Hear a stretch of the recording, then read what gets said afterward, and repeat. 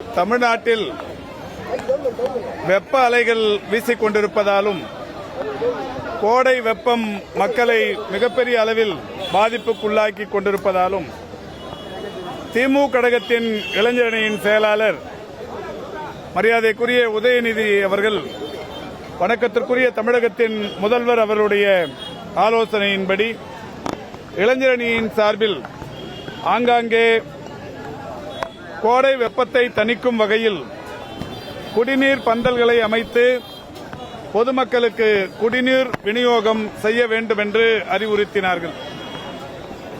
அந்த வகையில் சென்னையின் பல்வேறு இடங்களில் குடிநீர் பந்தல்கள் அமைக்கும் பணி தொடங்கப்பட்டது. ஆனால் தேர்தல் ஆணையம் நடத்தை விதிமுறைகள் இன்னமும் அமலில் இருப்பதால் ஜூன் 4ஆம் தேதிக்கு முன்னால் எங்கேயும் அரசியல் இயக்கங்களின் சார்பில் குடிநீர் பந்தல்கள் அமைக்கக்கூடாது என்று சொல்லி வைத்த குடிநீர் பந்தல்களை எல்லாம் பல்வேறு இடங்களில் அகற்றினார்கள்.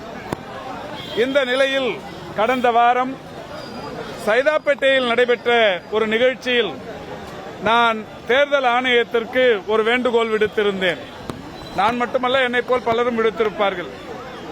கோடை வெப்பம் தகித்துக் கொண்டிருக்கிற சூழலில் அரசியல் இயக்கங்களின் சார்பில் இந்த குடிநீர் பந்தல்களை அமைத்து தண்ணீர் விநியோகிப்பதற்கு தேர்தல் ஆணையம் தடை விதிக்கக்கூடாது என்கின்ற வகையில் ஒரு வேண்டுகோள் விடுத்தோம். உடனடியாக அடுத்த நாளே தலைமை தேர்தல் ஆணையத்தின் சார்பில் ஒரு பத்திரிகை குறிப்பு ஒன்று வெளியிடப்பட்டது. அதன்படி இந்த குளிர் தண்ணீர் பந்தல்கள் அமைப்பதற்கு தடையில்லை என்கின்ற வகையில் தேர்தல் ஆணையம் இன்றைக்கு அந்த தடையை விலக்கிக் கொண்டார்கள். அதற்காக தேர்தல் ஆணையத்திற்கு நன்றியினை தெரிவித்துக் கொள்கின்றேன். இது பொதுமக்களுக்கு செய்கிற மிகப்பெரிய அளவிலான சேவை.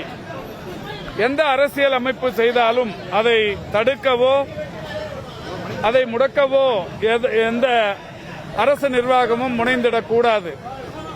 ஒருவரால் ஒரு 10 பேருக்கு நன்மை கிடைக்கும் என்றாலும் அந்த நன்மையை தடுப்பதற்கு யாருக்கும் உரிமை இல்லை.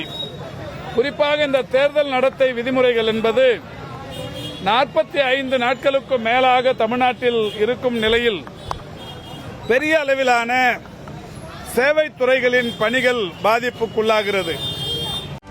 செய்திகளை உடனுக்குடனும் துல்லியமாகவும் தெரிந்து கொள்ள சப்ஸ்கிரைப் பண்ணுங்க.